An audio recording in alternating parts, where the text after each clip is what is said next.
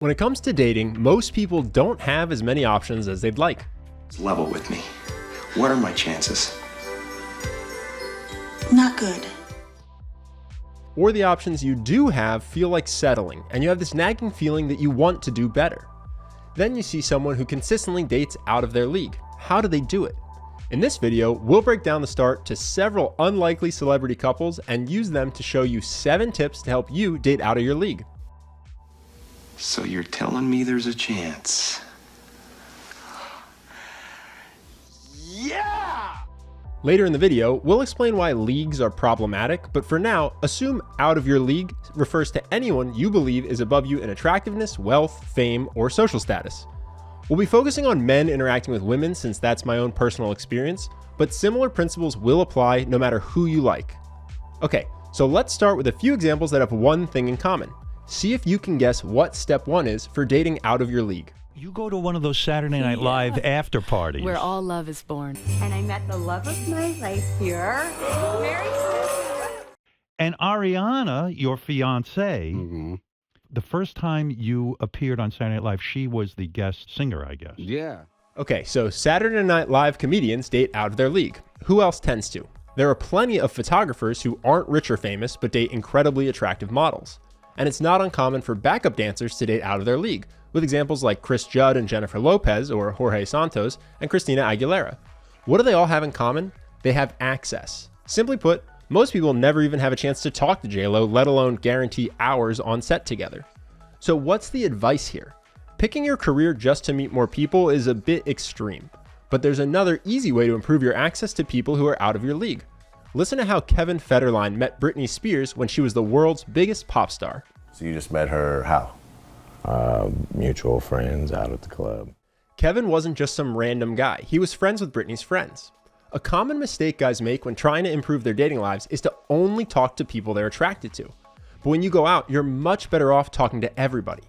For starters, it's more attractive if someone sees you at the center of a bunch of people telling stories and making them laugh, rather than stalking alone around the venue. And you never know when you'll make a random new friend who ends up transforming your social life. One other quick point on access, while you don't want to pick your career just to meet people, if you're genuinely interested in something but you worry your friends will tease you for it, like taking dance classes if you're a straight man, do it anyway. Otherwise, you're not pursuing an interest you may love and you're guaranteeing you don't have access to the other people doing it. But access alone won't get you far. If someone is high status or extremely beautiful, even if they aren't a celebrity, they have had hundreds, possibly thousands of people approach them trying to date them. So you have to stand out from the average person who approaches them. For instance, in her heyday, everyone who saw Britney Spears would freak out trying hard to get her attention.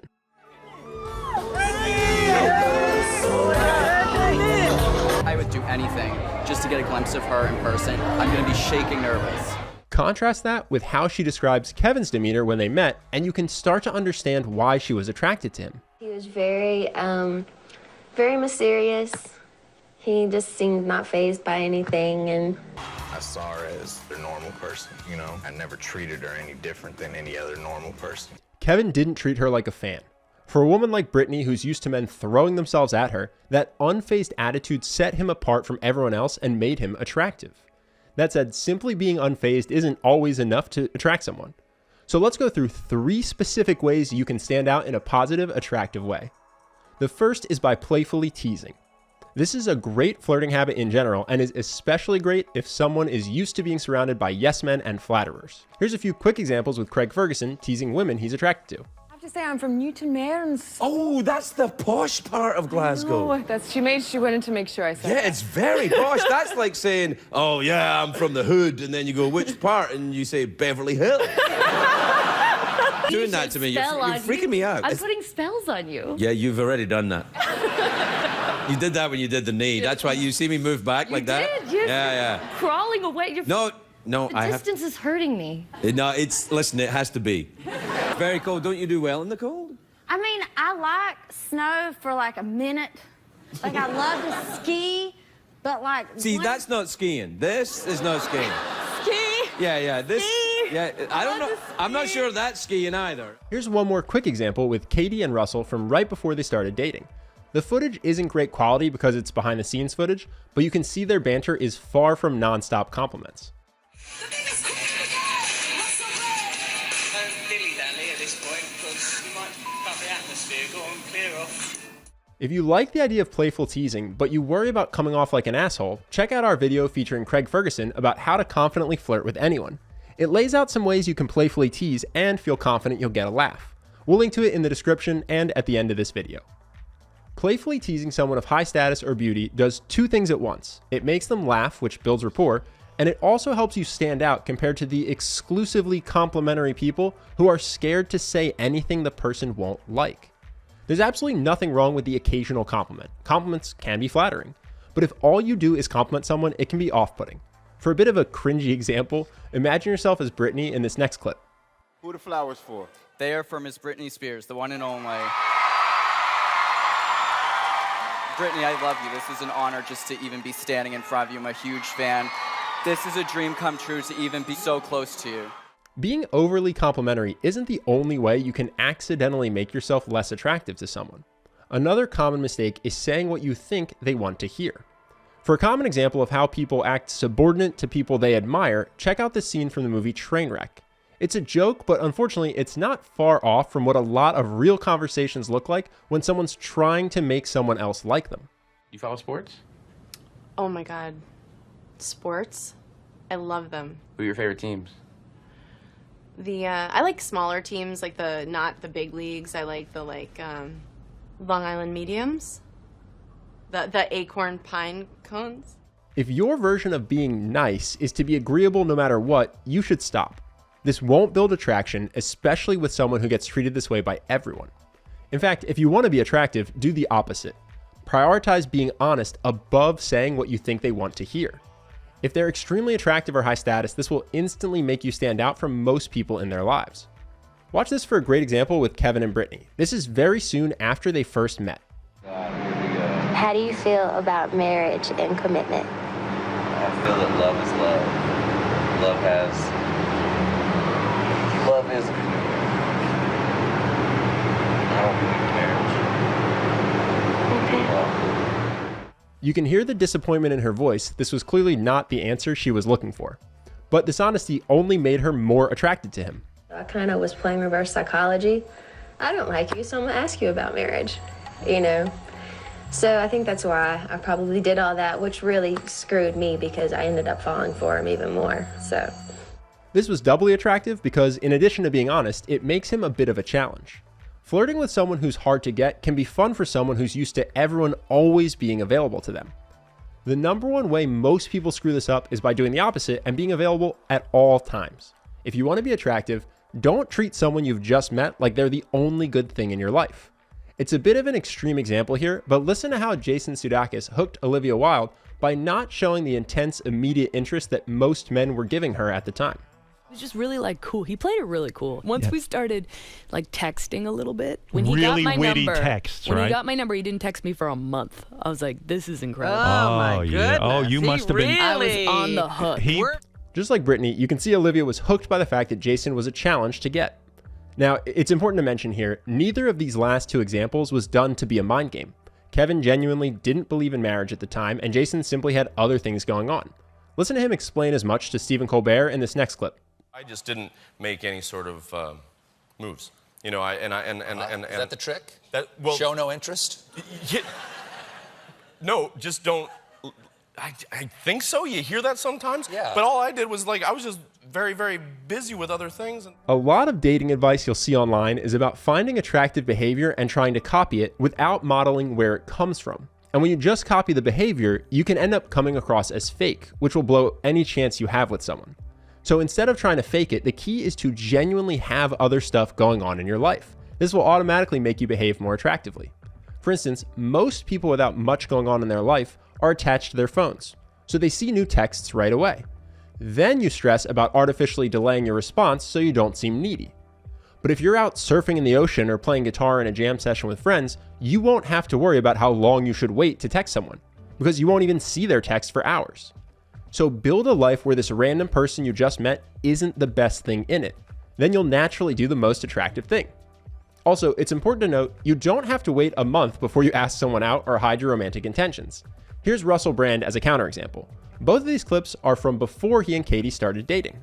I'm supposed to say that music is the real winner tonight, but Katy Perry didn't win an award and she's staying at the same hotel as me, so she's going to need a shoulder cry on. So in a way, I'm the real winner tonight. Thank you very much. Actually, this is an item that I like to call flimsily veiled excuse to chat up a woman by getting her on the radio show, and you're in the middle of that now. It's pretty obvious that he's into Katie. But even still, Russell doesn't act like getting Katie is the most important thing in his life. In this next clip, Katie seems open to his flirting, but Russell doesn't immediately jump on it and act desperate to make it happen. Keep it together, Okay. boys. I know. You rambunctious boys over there. Quite rambunctious. It's only an hour flight. I will come over there. Uh-oh. You shouldn't have said the word. That's the kind of friend. Hey, She said the word. She said 2 words. Yeah, she said it. It's all out there. Yeah. Katie, remember them VMAs, what we done?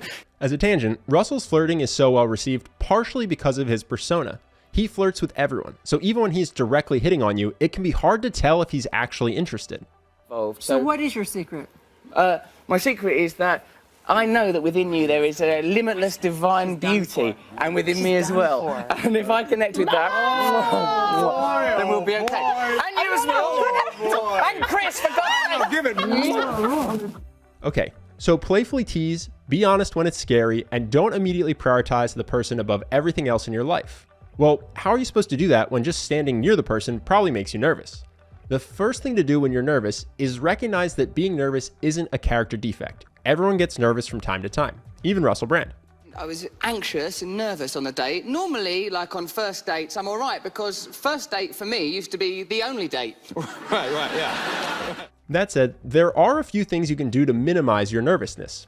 If you're meeting someone for the first time, either because you see them at an event or because it's a blind date, one trick is to warm up socially before you talk to them. Turning on your charisma at a moment's notice is a skill, and not everyone is naturally good at it without practice. If that's you, then don't make the person you're intimidated by the first person you speak to at an event. Warm up by talking to your Uber driver, the bouncer, the bartender, the hostess, really anyone who's around. Get into a talkative mood and you'll find it way easier to start speaking to someone you're attracted to. Second, if conversation goes well and you exchange information, don't spend time on their social media. Social media plays a big role in convincing you that someone has the status, power, or otherworldly filtered looks that make you feel like they're out of your league. And third, have standards beyond fame, wealth, or beauty. The average person's internal dialogue when talking to someone attractive is, I hope this person likes me. Having standards means that part of the conversation is meant to genuinely see if you like them. You'll instantly feel more confident once you stop treating conversation like a one-sided tryout. This will help your nerves and help you be more attractive. It will also help you avoid relationships that ultimately make you miserable. A good question to ask yourself right now is, what personality traits does someone need to have to be in your life if they don't have status, wealth, or good looks? Then, don't let anyone into your life if they don't have those traits, regardless of their status, wealth, or good looks. This has helped tremendously by recognizing that ultimately, dating out of your league is a bad goal. Often the goal to date someone out of your league comes from insecurity. A good way to test this is, when you think about dating this person, do you think about how you would enjoy their company? Or do you think about how great it makes you look or how cool other people will think you are? There's nothing wrong with dating someone who's beautiful or wealthy or famous. But if you prioritize dating out of your league over dating someone that treats you well, you're setting yourself up to be miserable. That said, finding the right person can be hard if you aren't good at presenting yourself. If you're someone who has few dating options, it can be very tempting to settle for the best you can do, even if you know they aren't really that great for you.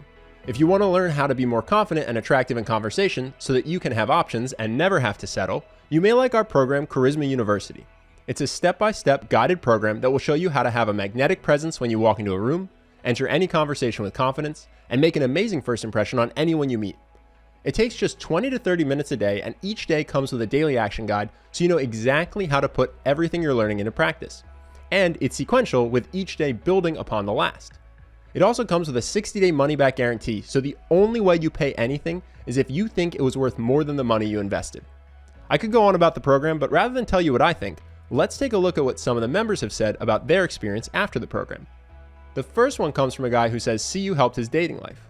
He says, firstly, loving the course. I have cherry-picked a few things, for example, the filter lesson in the conversation module. This one lesson completely changed my life. I've liked a girl for a year now, but never thought much of it because I thought she was too pretty. Took your lessons, gave things a shot, and now we're dating. This next one comes from a guy who was interviewing for new jobs. He says, I interviewed at dozens of places for jobs after medical school. At the end of one of my interview days, the doctor pulled me aside and said that I had hands down the best interview out of everybody, and that they would love to have me at their program. They ranked me number 1, and it's my current job. And this last one is a comment in the course from someone who used it mainly to improve their dating life. And he says, life-changing. In 6 weeks, I went from being socially awkward with few friends to the life of every event I attend. I also went from having serious girl problems to dating the girl of my dreams. Charisma University transformed me from a lonely introvert hoping to better connect with people to an energy-filled extrovert who makes new friends everywhere I go. And there are more success stories just like those in the comments if you decide to join the course. If you want to check the course out, click the link on screen now or below in the description. We've had thousands of members go through the course and get a ton out of it, and I would love for you to do the same if this is an area that you care about. Either way, I hope that this video has helped you, and I look forward to seeing you in the next one.